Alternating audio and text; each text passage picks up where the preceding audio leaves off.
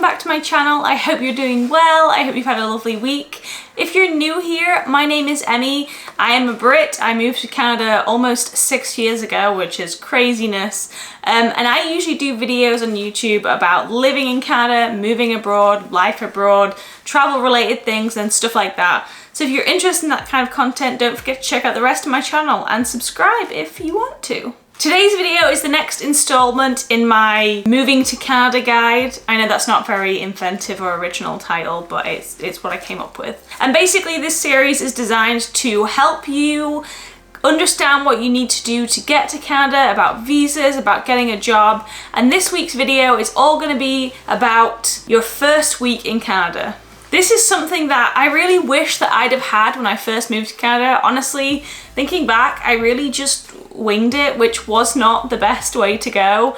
So I want to help you if you are planning to move to Canada, if you are moving to Canada soon, if you are thinking about moving to Canada. This is going to be all about what you want to do in your first week so you can come and land and be prepared, you know, have a great time. So I want to get to the meat of the bones. Meat of the bones, that's not even a saying. Anyway, I want to make sure that this is nice and concise for you and it has as much information in a short space of time as possible. So the first thing that you want to do when you've got off the plane, when you've got your visa, when they've handed it to you and they're like, you're here in Canada on a working holiday visa or whatever visa you're on, the next thing that you want to do is get a SIN number. Now, this is something that you need if you're planning to work in Canada legally. You can get SIN numbers from a place called Service Canada, but what I did when I first moved to Canada is got it straight in the airport. I'm not sure if it's in every single airport in Canada, but I know that in Toronto Pearson, where you get your visa, you can also go to Service Canada if it's open at the time that you're landing and get your SIN number as well. Now for me, that just made the most sense. It wasn't a long wait time for me. It could be different if you're landing at different times, but I would definitely recommend doing that as soon as possible so you don't have to worry about finding a Service Canada or waiting a lot in line, because, you know, if you're in the airport already, you've already been waiting. I would just say get it there, but you know, you can get it at any Service Canada, but you do need it before you start working, so I would definitely say that is the first thing that you want to do when you move to Canada. The next thing that you want to do, and this is going to be really, really important for just about anybody to contact you, is get a phone plan. Now this could be a SIM card, no, that was a SIN number, a SIM card. Gosh, I haven't said that word in a while. Or a phone plan, a whole new phone, depending on what you want to do and how you want to pay for it or whatever. A quick note on phone plans in Canada, because if you're anything like me and was drastically shocked when you came to buy a phone plan, they're really expensive. So, for example, in the UK, I was probably paying maybe a third of what I'm paying for in Canada. Yeah, they're very expensive, especially if you're getting data. I'm not sure if they can even do like pay-as-you-go plans. I'm sure that there must be an equivalent, but I'm sure you can also get cheaper ones, but if you're getting a phone, for example, with your plan, it's going to be more expensive. Now, you can get your phone plans in a variety of different ways. I think you can get them at the airport, but I think they're probably not the best deals, so I wouldn't recommend doing that. You can get them in person, like at a shopping mall, or you can get them online. There's pros and cons to both. I think online is probably your best start to, like, you know, researching and things like that, especially if there are sales and deals, which there are frequently. But if you go in person, sometimes you can get like in-person deals because the salesperson, you know, wants to sell you a plan. So sometimes you can get in-person deals. I've had both experiences. I wouldn't recommend one over the other. I've had a good deal in person. I've also got a great deal online, and it also depends on how you want to shop. Obviously, like, salespeople can be kind of, you know, pushy. So maybe do some research online, go to the store, see if you can get a better deal, and just see what you can get. But that's definitely the next thing that you want to do. The next thing that you want to do after you've got all of those things is get a health card and your driver's license changed. Now, this isn't necessarily going to be at the same place. For example, in Ontario, you will get your services card, no, your OHIP card, which is the Ontario Health Insurance Plan. Wow, I lived there for 4 years and I still don't know what that means. That's really bad. Something like that. So you get your OHIP card from Service Ontario, and then you would get your driver's license from a place called Drive Test. I think it's Drive Test. Gosh, is it Drive Test? Let me just check. I should have fact checked this before. Drive Test. It looks like it's Drive Test. which is a place that's dedicated obviously to getting driver's licenses. I've just had a really bad experience. My brain has blocked it out because when I went, it took me 4 hours to get my driver's license swapped over. That was really not a great time for me. But depending on where you're coming from in your country, sometimes you can get your driver's license straight swapped over. So for example, in the UK, there is a agreement, I guess, where you can hand in your English driver's license or a UK driver's license, and they will give you a Canadian one in return. You don't have to take any tests or anything like that. You do have to do like an eye test, and sometimes you will have to do like some questions, like theory questions, which aren't exactly difficult. Like if you've been driving, you should probably just know them. But I know that when I came to BC, even though I was already in Canada and I had an Ontario driver's license, I had to do some theory questions because some road rules are different between provinces. So just be prepared to do that. I'm not sure if it's the same for if you're a learner. And also if you're like a fairly new driver, so if you've only had a driver's license for like 2 years, it might be a little bit different for you. But yeah, it's definitely worth checking it out beforehand. It's not always the straightest swap over. I know that some countries you have to retake your tests to get a Canadian driver's license, but it's not always the case. So definitely check that out, but you definitely want to be getting that because that is not only enabling you to drive, because you can only drive on your home country's driver's license for a certain period of time, but it's also identification, which is obviously really, really helpful. And obviously with your health card, every province has a health card system. For example, in Ontario, it's OHIP, which is the Provincial Health Insurance Plan. And so you get a health insurance card. There are usually wait times. I think it has changed with COVID. It used to be a few months, but there are usually wait times with that. And it's also worth bearing in mind that you will need an address. So if you are, for example, living in temporary accommodation, it's just worth bearing in mind that you will have to change it when you move. So yeah, in Ontario, it's OHIP. In BC, it's the BC Services Card. But in BC, for example, you can get both your driver's license and your services card done at the same place at ICBC. You can get them done together. So definitely, but depending on which province you're going to, check that out before you go, and just get those done as quickly as possible, because you really don't want to be stuck without a driver's license, and you definitely don't want to be stuck without health insurance. The next thing that you want to do, these are all obviously like in your first week, so I guess you could do some of these before others, but in this list, the next thing that I would definitely say you should do is open a bank account, because I mean, you need to spend and be given money from your job, so you definitely want to be opening a bank account. Various banks have various deals for newcomers, so definitely check them out. Sometimes you will get your bank fees waived for a year, or you'll get certain deals, or you might get some money into your account, or various other perks for Canadian newcomers. So I definitely recommend having a look at what each bank is offering newcomers. So when you do go to open a bank, you'll need like an address. Again, if you're having a temporary accommodation, just be wary that you'll have to change it.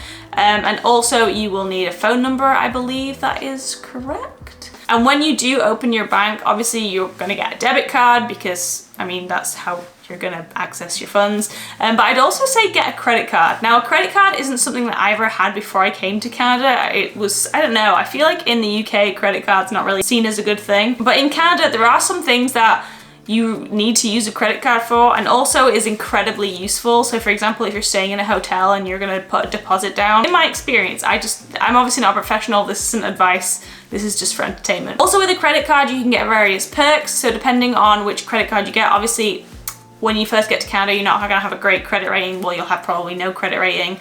So you're not gonna be able to get the best credit card, but you usually do get things like cashback and things like that. You can get things like flight points and Expedia points and travel points and various other perks like that. So it's definitely worth having that. And finally, the best reason to get a credit card, in my opinion, is to build up your credit rating. Again, this is something that I didn't realize, is when you move to Canada, you don't really have a credit rating anymore. Obviously, when you want to take out a mortgage, for example, credit ratings are really good to have. The next thing that you want to do when you have your bank account is to find a permanent place to live, or, you know, as permanent as you are staying in Canada. In my opinion and experience, the best places to look for apartments online are places like rentals.ca, Kijiji, Facebook Marketplace, those kind of places. Obviously be wary, there are a lot of scammers out there, so make sure that you are looking at the places that you're going to see. There are also sometimes people that do sublets, so they're doing them for shorter periods of time, like 4 months or something if they're like trying to get out of a lease quicker, because usually in Canada you do have to at least sign for a year, and if you break that lease usually you have to pay a fee. So you will find some people who are renting out apartments because they want to leave early but they don't want to pay the fee, so they sublet. I've never personally done that, I don't have experience doing that, but yeah, that's definitely an option if you're only looking for a shorter lease period. Just a quick one on when you're going to view places. I would definitely have everything ready with you when you go to view a place, just because in a lot of places like Toronto, Vancouver, Victoria, the rental markets are incredibly competitive. So if you're gonna go view a place and you think, well, maybe I like this, have your documents with you, have your credit check info, even if that is from your home country. I think it's really useful to have. That's what I used. References, like references from previous landlords and things like that. An application, they'll usually give you an application like a realtor application, so if you have that ahead of time, make sure that you can fill that out, and anything else that they ask for, just so you have it ready to go. Again, obviously just be really cautious and careful, and making sure that you're working with actual realtors, because there are a lot of scammers out there. But definitely just be really organized, especially if you are in those cities that have a really competitive rental market. The next thing that you want to do when you finally have a place to live, I mean, you know, also if you don't have a place to live permanently, Airbnb is a really fantastic place to look at. That's what I also did when I first moved to Toronto. I was in Airbnb for like 6 weeks, so it's definitely an option. But once you have that sorted, or like while you're getting that sorted, definitely look for a job. Now, I've just done a video about looking for jobs, so if you want to know more about my process and what I did to find a job, definitely go check out that other video. I will link it above. And yeah, just start looking for jobs so you can start earning money. The next thing I'd recommend doing during your first week in Canada is just enjoying your new home. Get your bearings, start exploring your city, learn about what is where, your like local supermarket or your local hospital, your walk-in center, or things that you might need at certain periods of time. Also, getting a transit pass, especially if you're in a place like Toronto or Vancouver and you know that you need to travel,